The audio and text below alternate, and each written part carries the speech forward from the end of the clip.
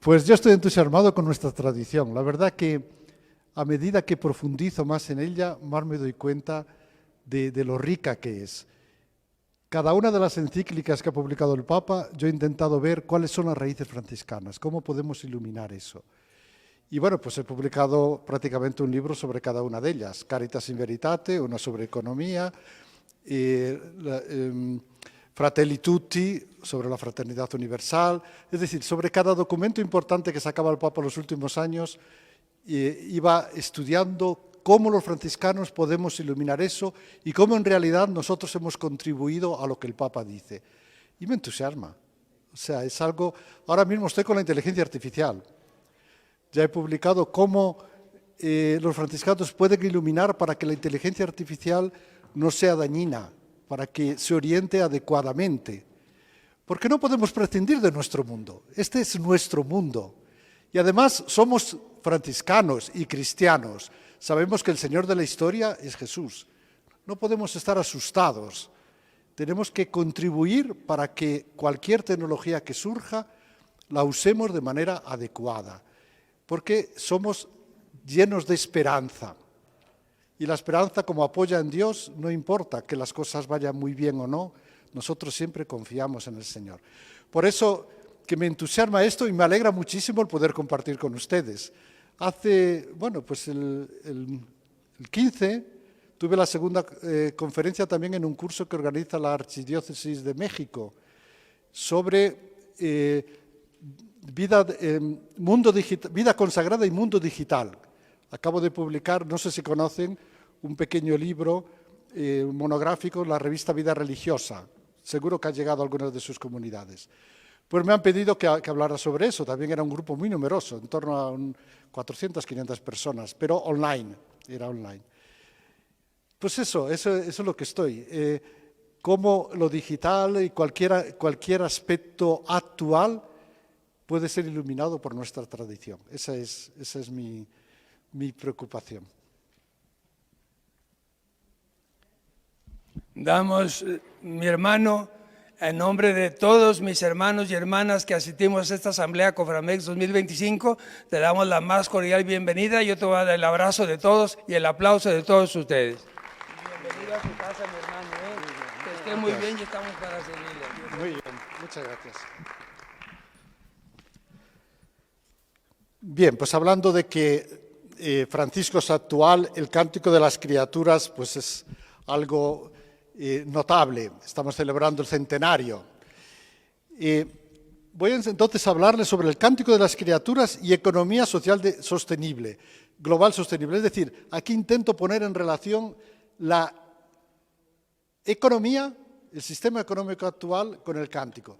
Lo había hecho largo, incluso hablaba pero dije, no, les voy a cansar, entonces me voy a centrar más en el Cántico y al final doy algunas notas sobre la economía. ¿Y el Cántico puede iluminar la economía? La via pulcritudinis, la belleza, puede ayudarnos a comprender la verdad del ámbito económico. Para Francisco era importante, los franciscanos era importante la economía. ¿Saben si tenía alguna relación con la Eucaristía, la economía? ¿Qué relación tenía con la Eucaristía?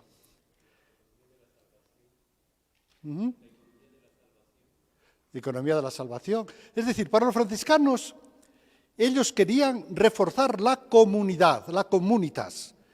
Querían que todos se sintieran fraternos, en comunidad. ¿Qué es lo que hace la Eucaristía? Expresa espiritualmente la comunidad y la refuerza, ¿verdad? Y eso lo hace de manera espiritual. En la Eucaristía expresamos lo que somos y eso refuerza nuestra comunidad. Y en la economía, oikos nomos, hace lo mismo, pero desde el punto de vista material. Expresar la comunidad para fortalecer materialmente la comunidad. Con la economía que nosotros hemos hecho, los franciscanos, una contribución notabilísima al surgimiento de la ciencia económica moderna. Algunos autores dicen que fue decisivo el aporte de los franciscanos, sobre todo de los siglos XIII y XV.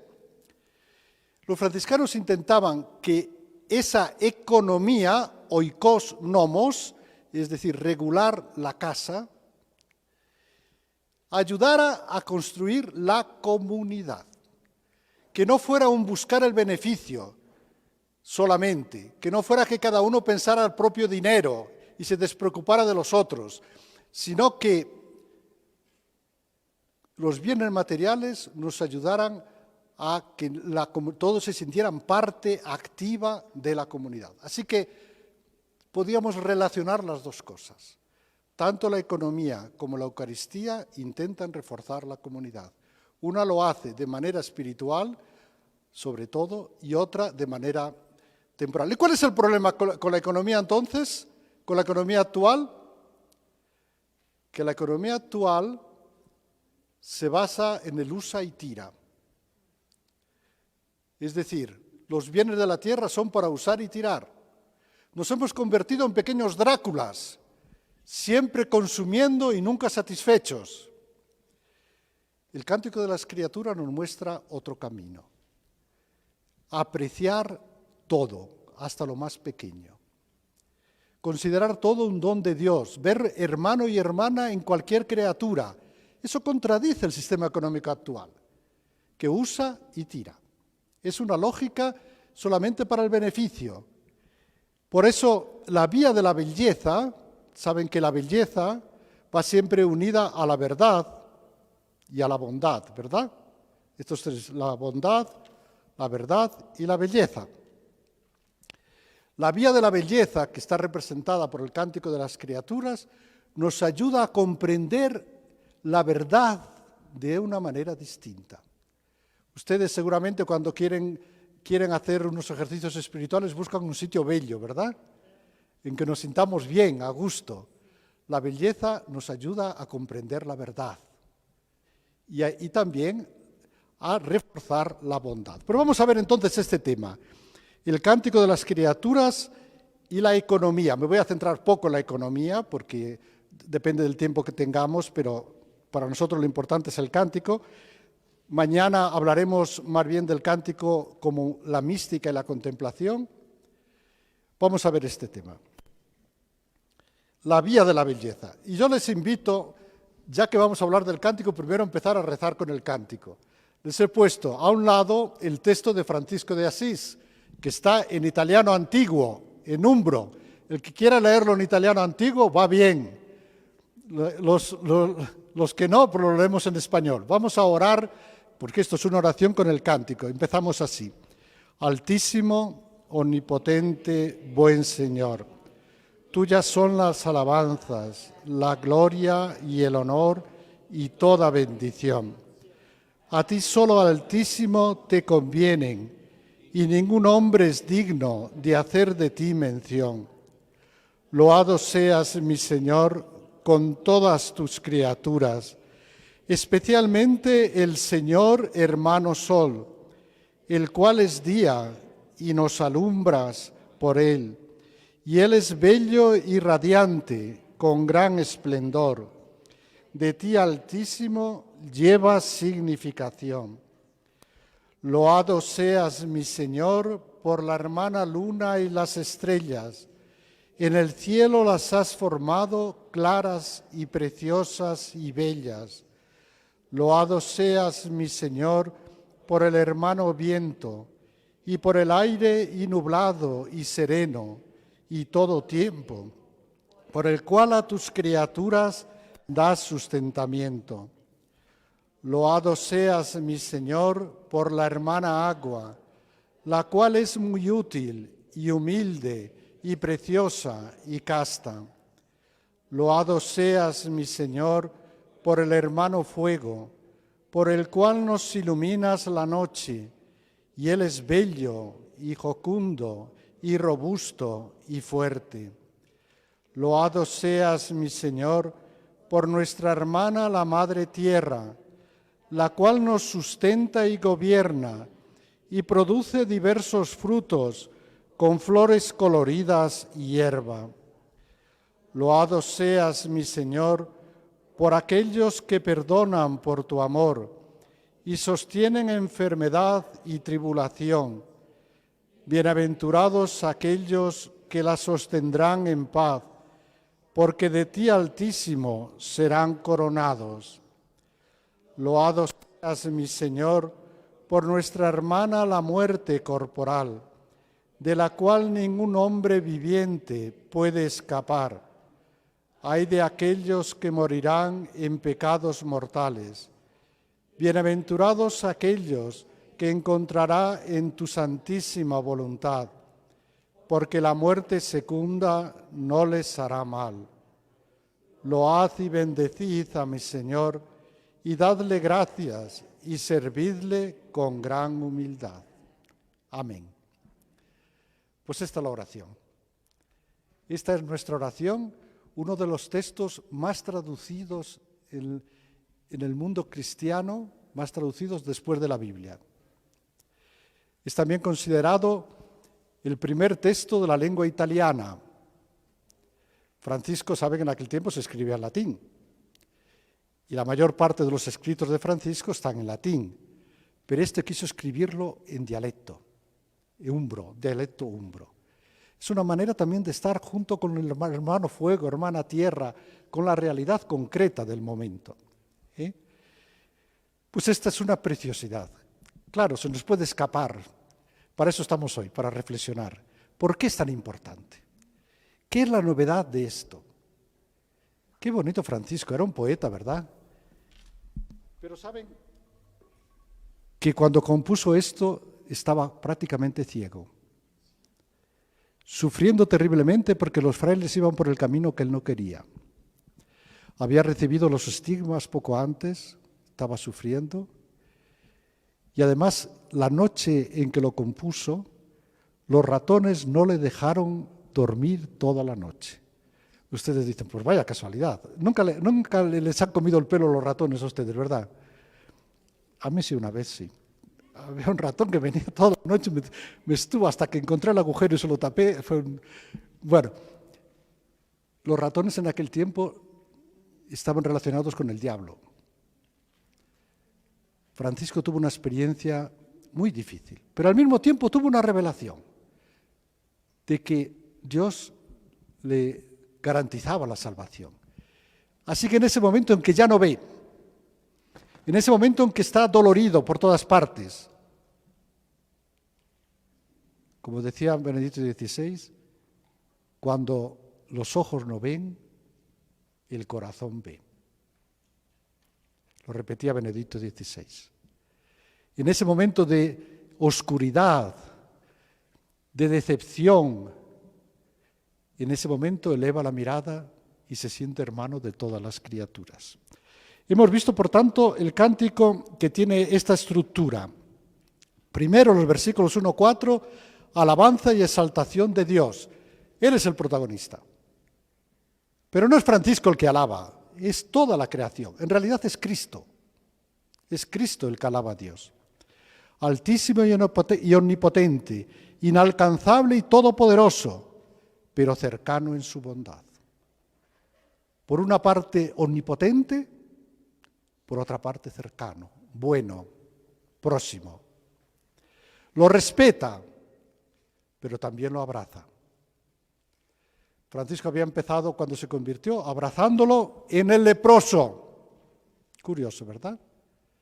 Jesús que se hizo leproso por nosotros. Siempre pensamos que hay que ver qué bueno fue Francisco que abrazó al leproso, que le repugnaba tanto. ¿Y ustedes han pensado qué bueno fue el leproso que recibió a Francisco? Que no lo rechazó como el señorito del pueblo que viene aquí a hacer una obra de caridad. Francisco en el leproso descubrió a Cristo. Y en cada criatura fue capaz de descubrir a Cristo. Nos dice Bonaventura que antes del pecado éramos capaces de percibir que toda la realidad, todo, tiene una estructura trinitaria. Pues Francisco empieza alabando a Dios porque todo es alabanza. Y lo hace uniéndose a las criaturas en Cristo Jesús. Fundamento teológico del poema, estos 4 primeros versículos. Dios como centro y destinatario de la creación. Nosotros somos indignos, pero uniéndonos al cántico de la creación podemos alabar a Dios. Recuerden aquella escena en que iba Francisco con un hermano allá cerca de Venecia y vio unas avecillas que estaban cantando.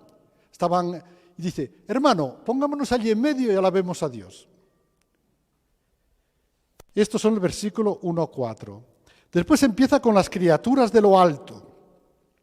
En un movimiento descendente, inicia con los astros celestes, el sol, la luna y las estrellas.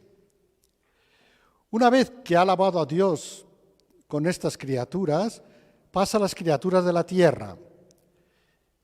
Es curioso, en el cántico no aparecen los animales, que en la vida de Francisco son tan importantes, y también en el cántico de Daniel, que Francisco sigue. Francisco se centra en los 4 elementos fundamentales, según la mentalidad de aquella época, que sostienen la vida y reflejan la providencia divina. ¿Cuáles eran estos elementos? Quienes han estudiado filosofía pues se recordarán de Heráclito, seguramente. Viento, agua, fuego y tierra. Hablando de estos 4 elementos, pues todo lo demás es una mezcla de estos elementos. Así que Francisco va a lo esencial, a los elementos que construyen la realidad. Sus cualidades son reflejos de su origen divino. No es panteísta Francisco, no es un romántico, es una persona de fe. Y en esas criaturas Francisco descubre a su Señor, al Altísimo, pero también bondadoso. La alternancia entre frate e sora, entre hermano y hermana, da equilibrio. Primero habla del hermano Sol, después habla de la hermana Luna. Va cambiando de hermano a hermana. El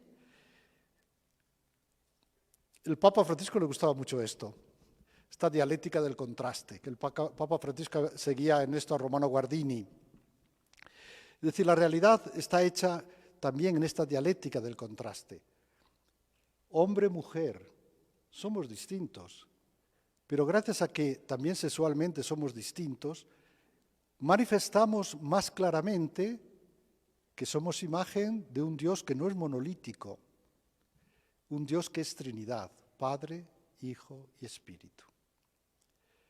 Estamos llamados para la comunidad, somos intrínsecamente sociales. La diferencia no es un problema, es una posibilidad.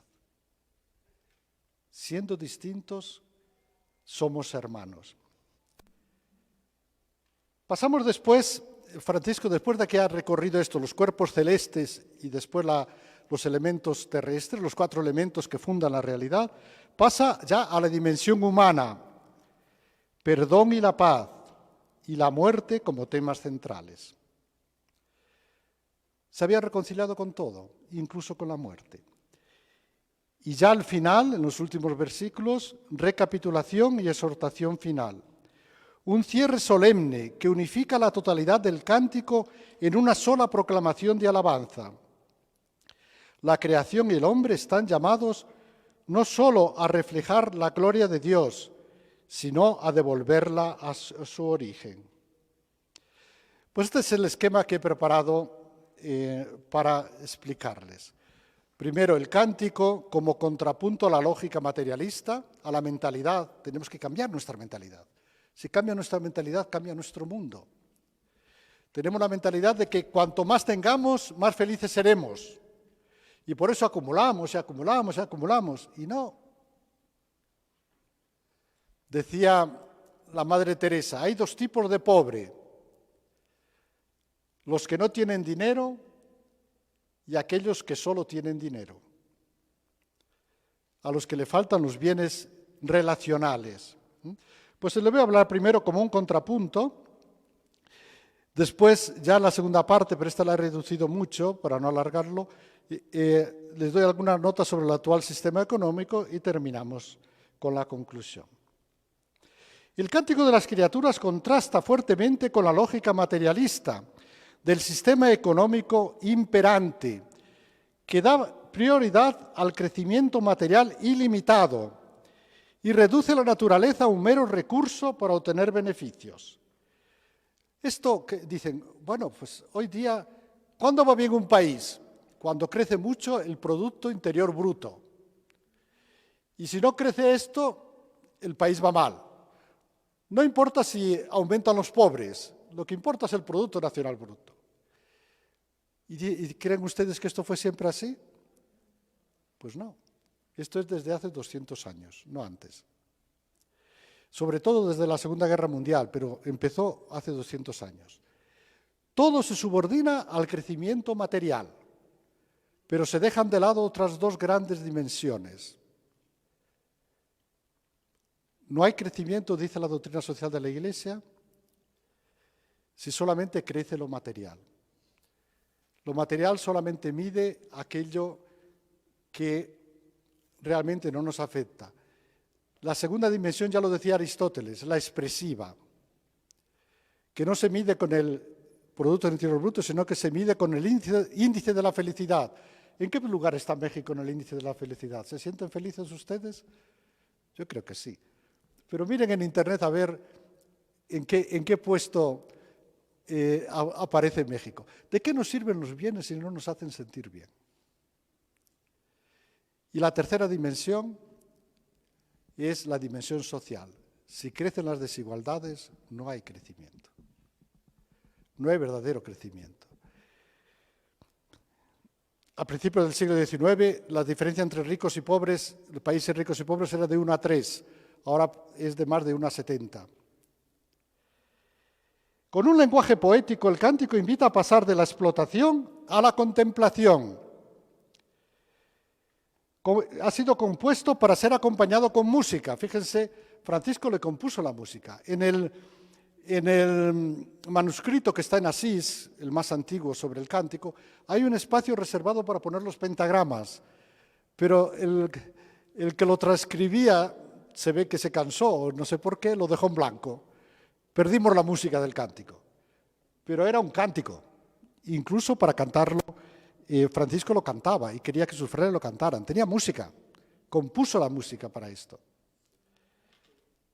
El cántico refleja el profundo convencimiento de Francisco sobre el poder evocador de la belleza.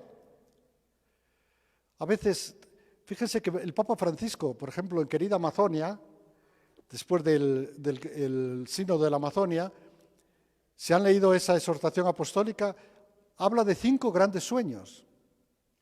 La vía de la belleza. Y Helder Cámara solía decir, beatos, bienaventurados aquellos que sueñan, porque corren el riesgo de que sus sueños se conviertan en realidad. Si ustedes no sueñan, no será posible. El cántico nos invita a soñar, nos invita a sentirnos emotivamente unidos a toda la creación. Alaba a Dios ante todo por su hermosura, por la hermosura de las criaturas. No porque me ayudan en esto o en aquello, sino porque son ellas. Y siendo ellas, alaban a Dios. Sus biógrafos confirman que en las cosas hermosas reconoce al hermosísimo, dice Celano, y las considera no solo bellas, sino también buenas. ¿Recuerdan las 3 grandes cualidades? Bueno, hay 4, la unidad, pero bondad, verdad y belleza. El Papa Benedicto, cuando escribió su encíclica Caritas in Veritate, caritas, que es la caridad, pero en estas 3 que decíamos sería la bondad. Caritas in Veritate sería la verdad. ¿Por qué dice el Papa Benedicto Caritas in Veritate en lugar de decir Veritas in Caritate? La expresión de la Biblia en Efesios es Veritas in Caritate. ¿Por qué cambió? Pues seguramente porque el Papa Benedicto era también muy franciscano. Había hecho su segunda tesis doctoral sobre Buenaventura. Y para los franciscanos la bondad tiene prioridad sobre, van siempre unidas a la verdad, pero el énfasis va sobre la bondad. Caritas in Veritate. Francisco las considera no solo bellas, sino también buenas, Por eso describe el agua como humilde, es una cualidad ética, una cualidad moral. Las mismas cualidades que atribuye a las criaturas las aplica también al Creador en sus alabanzas al Dios Altísimo. El cántico es como el final de un itinerario, como el culmen de su itinerario espiritual. Por eso, cuando lo compone, recoge lo que ya antes había expresado. Sí que las cualidades de las criaturas coinciden con las cualidades que él aplica al Creador en las alabanzas a Dios Altísimo, porque son hijas de ese Dios y las hizo a su imagen. Por eso lo que ve en Dios lo ve también en las criaturas. No es una fuga mundi, no es un escaparse del mundo. El mundo nos ayuda a subir la montaña. Y una vez que estamos allá arriba, con la luz de Dios vemos mejor la realidad.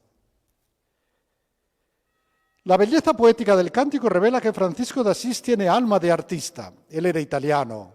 Los italianos suelen ser en esto muy sensibles. Y es capaz de experimentar la religión como poesía y la poesía como religión. Como místico y poeta, nosotros tenemos que tener esta alma de artista. Somos cristianos. Esta capacidad de apreciar lo virtual. No digo lo del computer, también. Las catedrales son un espacio virtual. ¿Saben de qué viene la palabra virtual? Latín, ¿de qué palabra latín? Vis, fuerza. Vis. ¿Y la palabra virtud? También. Cuando tú has ejercitado y has adquirido virtudes, tienes fuerza para afrontar dificultades. Un espacio virtual, como son las catedrales, tienen también fuerza para ayudarte a dar el salto a lo trascendente.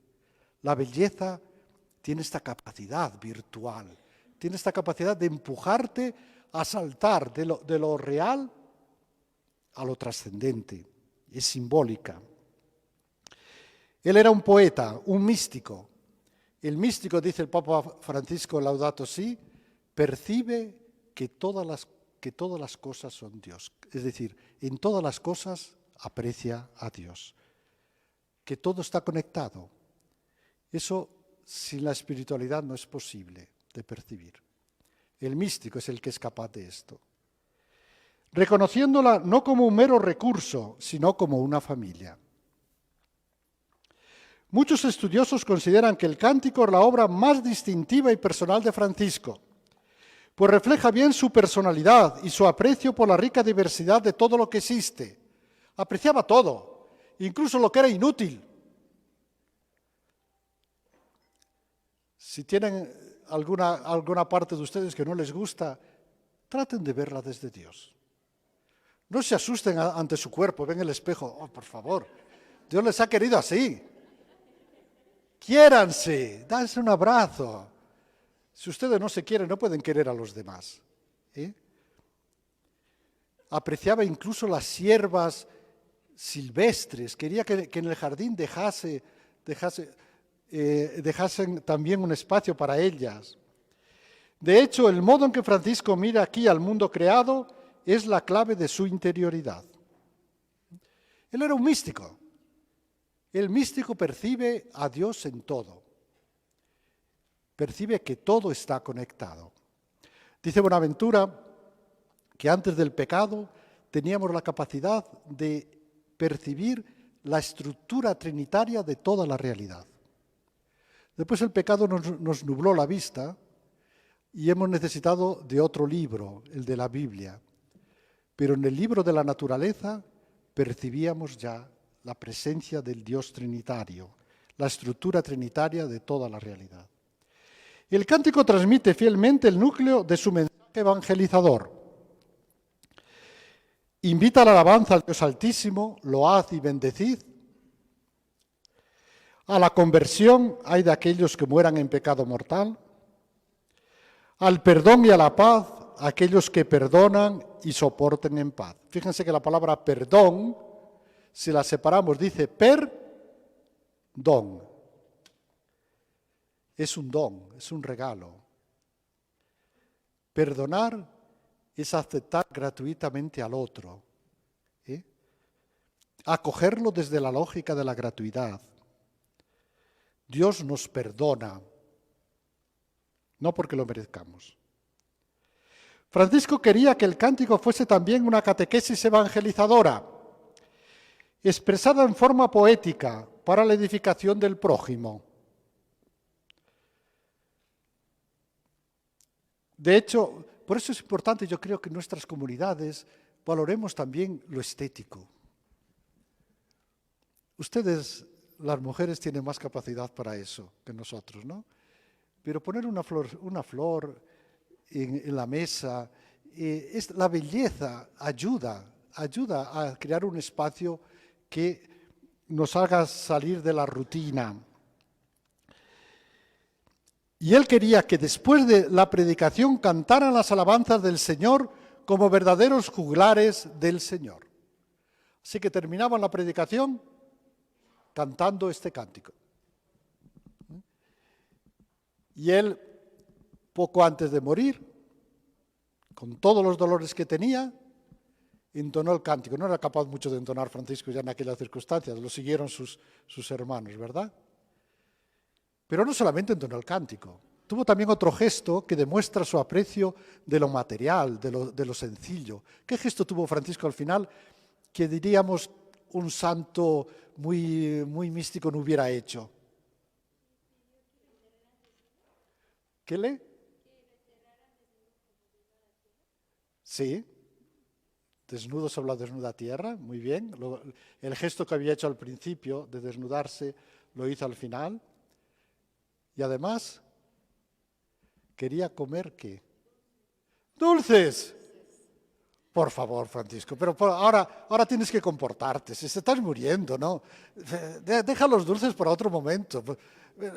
Van a decir que eres un goloso, un glotón. No, quiero los dulces.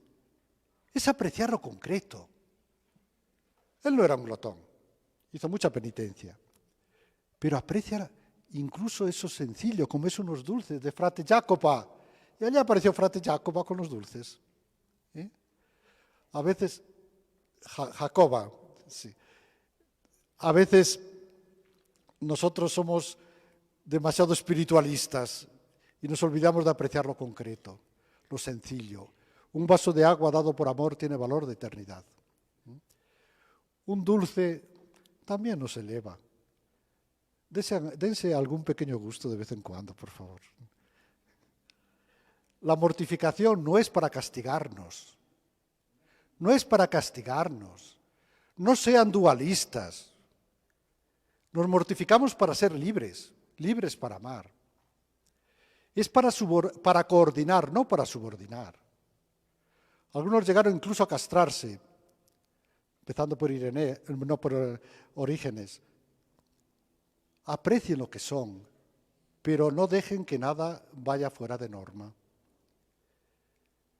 Coordinen todo para ser libres para amar. El Cántico de las Criaturas es una clave de la lectura de la encíclica Laudato Si, y de hecho aparece citado casi por entero en el número 87. También ahora el Papa, el último Dilexit Te, lo han leído, ¿verdad? Lo publicó el día de San Francisco, el 4 de octubre. Y a mí me gustaría escribir algo, yo les invito a algunos de ustedes que con mis alumnos todavía ayer hablábamos de esto, como el Papa en Dilexit Te habla de la importancia de no solamente de ser pobres, no solamente de ayudar a los pobres, la Iglesia no solamente tiene que ayudar a los pobres, sino ser pobre. No solamente tiene que ser benefactora, sino ser pobre como Cristo se hizo pobre. Y esto fue una polémica de los frailes. El usus pauper. Los siglos XII, XIII, sobre todo hasta el Papa Juan XXII, fue una polémica muy grande entre los espirituales. ¿Somos pobres de verdad? No solamente tenemos que serlo, sino también usar de manera pobre esa relación de la tradición franciscana con el magisterio reciente. Creo que es una línea que podemos desarrollar. A lo largo de la historia ha sido ampliamente admirado, traducido a numerosas lenguas, como le decía, es uno de los textos más traducidos. Y no solamente entre los cristianos.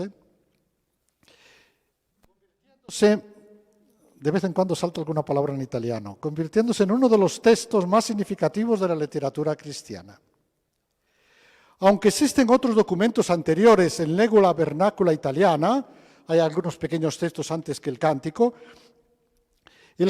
escrito en dialecto umbro, de la Umbría, de la zona aquella de Asís, suele ser considerado el texto fundacional de la literatura italiana, no solo por su valor lingüístico, sino sobre todo por su profundo significado espiritual y cultural. Fíjese la importancia que tuvo Francisco. Esa cercanía a los pobres la manifiesta incluso en la lengua que usa. Sin embargo, quienes lo aprecian únicamente desde una perspectiva secular suelen olvidar que ante todo es una oración. Francisco ante todo es una persona convertida. El otro día estaba hablando en Chicago, Juliet, al lado de Chicago, a jóvenes sobre el cántico. Y enseguida uno de ellos me dice, ¿y Francisco era vegetariano? Enseguida se me pasó a los verdes de hoy, ¿no? A los verdes. Y le dije, mira, puede que te parezca que hay mucha coincidencia de Francisco con los verdes de hoy, pero Francisco no era un romántico. No, Francisco era sobre todo una persona convertida. ¿Por qué amaba el sol, la tierra y las estrellas? ¿Porque había tenido ese sentimiento romántico? No, porque había descubierto que Dios es el Padre de todos. Y si Dios es el Padre de todos, esa experiencia de gratuidad, de presencia, le hacía ver que todos eran sus hermanos, hasta lo más pequeño. Lo apreciaban no por un romanticismo, no, lo apreciaba porque todo había sido creado por el mismo Padre. Por tanto, no era algo que le viene impuesto o que él se esfuerza, no, es algo que le nace de esa experiencia profunda de gratuidad. Y el cántico lo compone después de haber tenido esa visión en que Dios de alguna manera le asegura que la salvación, que él estaba entre los salvados, ¿no? Canto de amor y alabanza. El cántico no es simplemente una expresión de admiración estética. La belleza es muy importante, pero la belleza puede ser fin en sí misma. La belleza griega, por ejemplo. Belleza griega es armonía de las formas. Un cuerpo bien armónico, que la nariz no va para un lado, no, todo muy bien armónico. Esa es la belleza griega, tiene un canon. ¿Y la belleza cristiana? ¿Cuál es la belleza cristiana? Decían de aquel que deseaba tener una mujer muy bella y él se la pidió a Dios y Dios le mandó a la Madre Teresa de Calcuta. Hombre, pues no es muy bella la Madre Teresa de Calcuta. Personalmente es bellísima. El rostro de Cristo crucificado es el modelo de belleza, desfigurado, pero imagen del amor, imagen de la persona que se dona. La Madre Teresa de Calcuta era muy bella, porque en su modo, en su ser, manifestaba esa profunda sintonía con el amor. Por tanto, la dimensión estética del cántico es una dimensión que va necesariamente unida a la bondad y al amor. El cántico es un acto de fe, un verdadero canto de amor y de alabanza. Dios es su fuente y su destino. Siempre en esta lógica de la gratuidad, todo nace de Dios y todo tiene que regresar a Dios. Se trata en efecto de una oración, un himno al Altísimo, fruto de la obra del Espíritu en Francisco. Muestra cómo el santo de Asís fue llevado a ver la realidad con ojos nuevos, percibiendo la belleza de las criaturas, un reflejo de la gloria divina. Así que en realidad está alabando siempre a Dios. Y esto les decía que es más bien Cristo. Es Cristo el que alaba al Padre. En Cristo alabamos a Dios. Nosotros somos indignos. Ningún hombre es digno de hacer de ti mención. Uniéndonos a las criaturas, somos capaces de superar esta indignidad, pero lo hacemos en Cristo. Pero había recibido la gracia de contemplar la belleza de la creación con los ojos de la fe. No es casualidad que Francisco nombre a las criaturas en orden descendente, comenzando por los cuerpos celestes, como si trazara un movimiento del cielo a la tierra. En su visión, la oración y la acción de gracias sustituyen a los intentos de apropiación o dominio que vemos en el actual sistema económico. En el mundo occidental, veremos, se trataba de dominar las fuerzas de la naturaleza, de ser señores, como si el mundo fuera plastilina, que tenemos que nosotros darle forma. Como nos recuerda la Laudato Si, cada vez que él miraba el sol, la luna o los más pequeños animales, su reacción era cantar, incorporando en su alabanza a las demás criaturas. Cantar.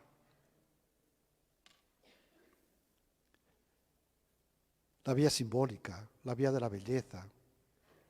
La comunicación más perfecta que tenemos es la litúrgica, porque allí se hace presente el misterio, no solamente recordamos. Y ahí se usan los 5 sentidos. En Internet, ¿cuántos sentidos usan ustedes en Internet? ¿Usan los 5? La vista, el oído y el tacto. Basta. El olfato, a no ser que se queme el ordenador, no. Un 60% de la realidad queda fuera. En la liturgia usamos los 5 sentidos. ¿El olfato con qué? Incienso. Los colores. No intenten explicar todo, dejen que la gente entre en ese mundo simbólico. Que entren en esa expresión. A veces hay sacerdotes que quieren explicar todo, como si la gente no percibiera esto. El poder evocador de la belleza. El cántico va en esa línea. Francisco compuso también la música para el cántico, evocando las palabras del profeta Isaías: voy a cantar a mi amigo la canción de su amor por su viña. No es un canto de dominio, sino de amor, no de explotación, sino de comunión. El motivo principal de esa alabanza no es la utilidad que las criaturas proporcionan a la humanidad, sino el hecho de ser ellas mismas, pues cada una de ti, Altísimo, lleva significación.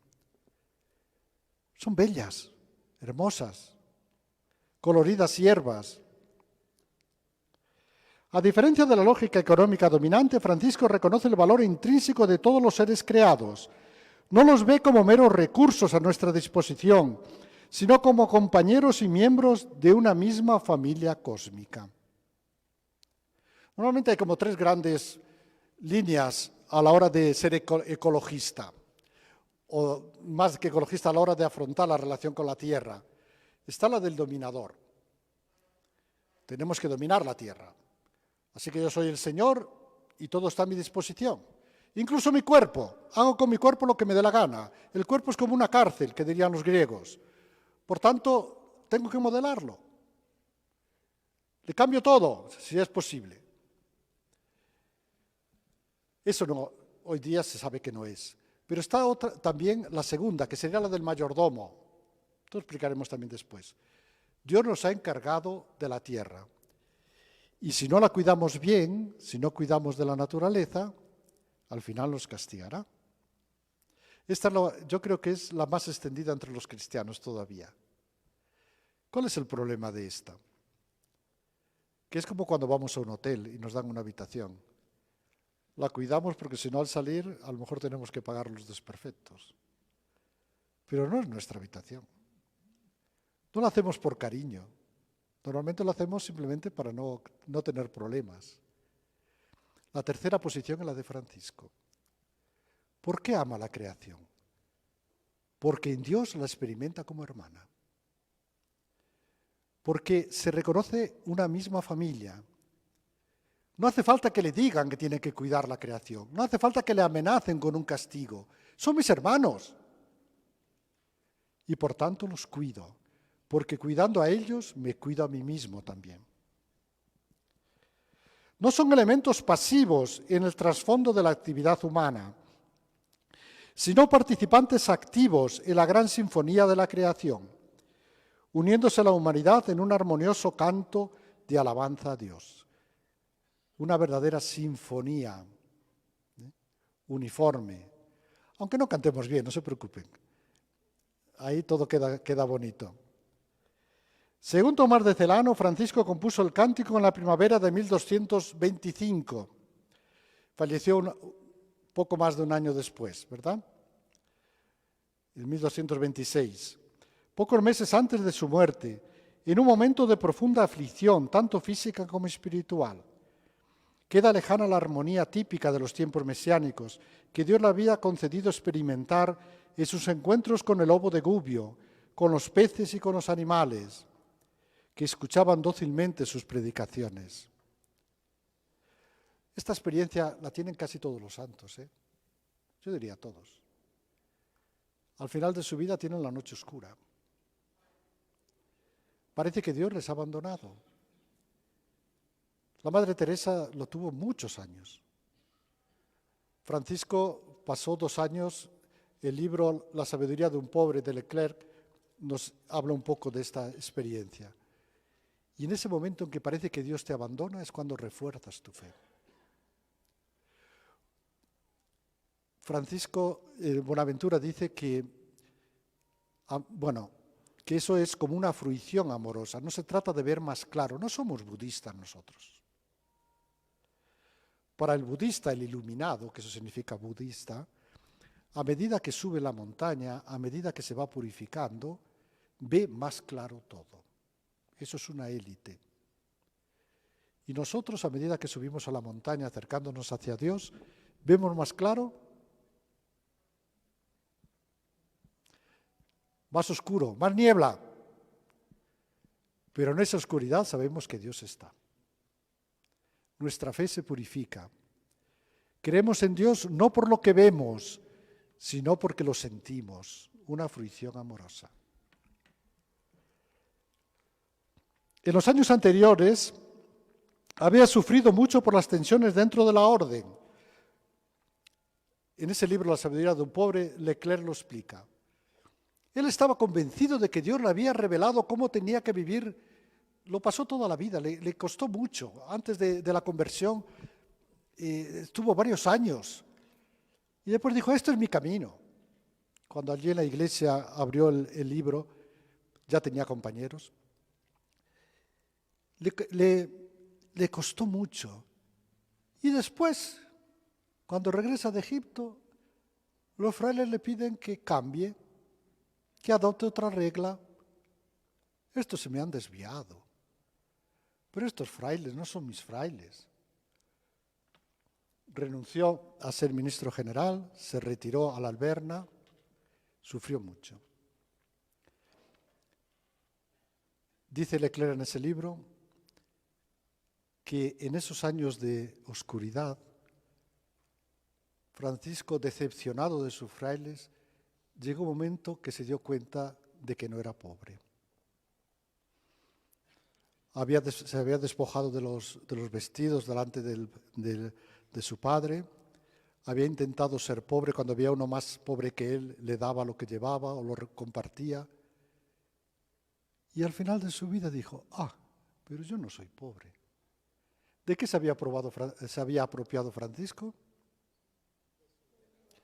De la orden. La consideraba suya. Estaba convencido de que los frailes tenían que hacer lo que él pensaba. Era su orden. Y cuando se dio cuenta de eso le dijo, Padre, te la entrego. Y en ese momento recibió las llagas, crucificado.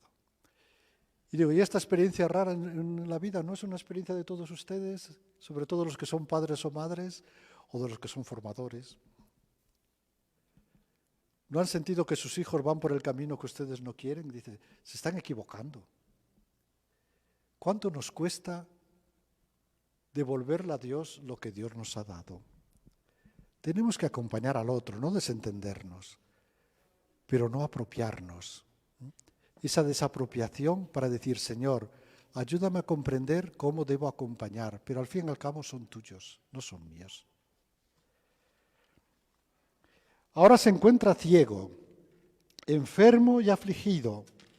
Incluso la noche se le había vuelto penosa, atormentado por dolores y molestado por los ratones. Recuerden el significado que tenían los ratones en aquella época. Sin embargo, en medio de tanta oscuridad, confía en la promesa de salvación eterna que acaba de recibir en una visión. De nuevo, fíjense, la iniciativa es de Dios. Si Francisco logra superar ese momento es porque Dios le concede esa gracia. Otra pregunta provocatoria. ¿Qué es lo primero, la ascesis o la mística? ¿Qué es lo más importante? Van siempre unidas, pero ¿cuál es el énfasis en cuál va? Nosotros tenemos que esforzarnos mucho para corregir nuestros fallos, subir la montaña, y cuando ya hemos hecho eso, Dios se nos aparece. Es un don, es un regalo. Entonces, ¿es al revés? Muy bien, estoy de acuerdo. Todo es gracia. Si Francisco conviérteme y yo me convertiré. Vivir en la lógica del don. Si Francisco se convierte no es porque él quiso convertirse, es porque Dios le concedió esa gracia. Y ante esa gratuidad del amor divino, inesperado, inefable, madre mía, solo 5 minutos, he hablado tanto. Pues Francisco, como los profetas, Señor, ¿qué quieres de mí? Se descubrió como el profeta una persona de labios impuros. Y en ese momento, él responde.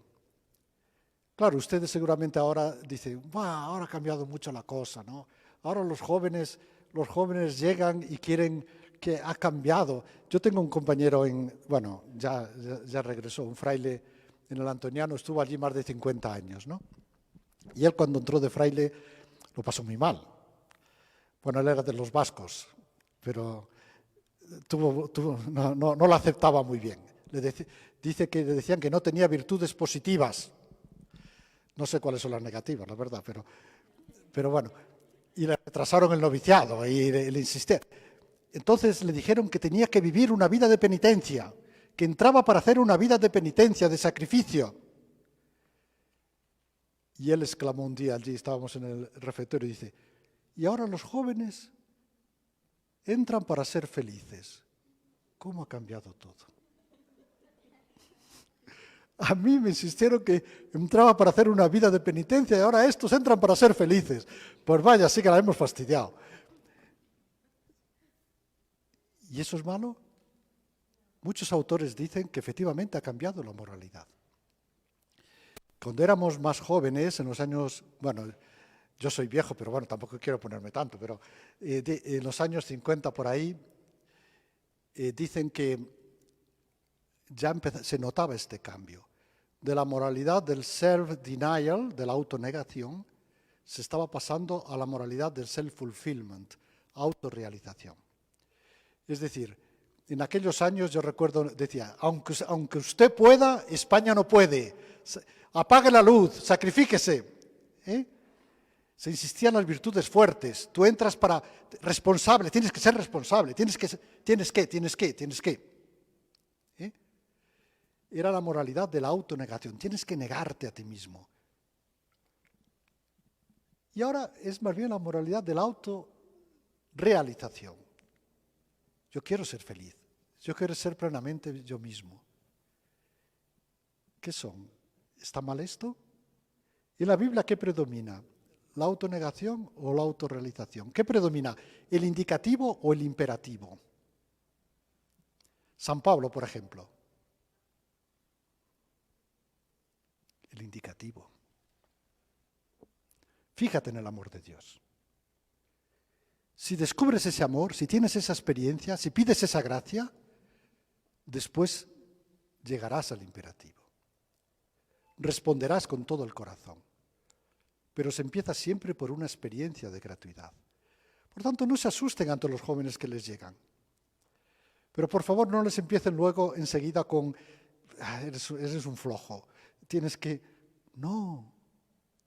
¿Cuáles son tus ideales? Vamos a reforzar eso. Si se entusiasman, verán que son muy generosos. Refuercen ese querer ser felices para que no sea egoísta, para que descubran el imperativo. Muy bien, pues el cántico va en esta línea.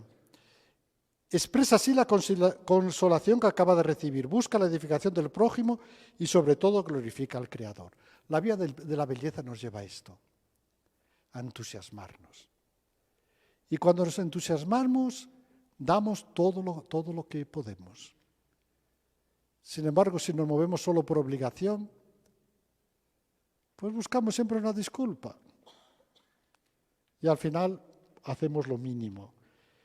Sus biógrafos relatan que cuando arreciaban sus dolores, él mismo entonaba las alabanzas del Señor y hacía que las continuaran sus compañeros.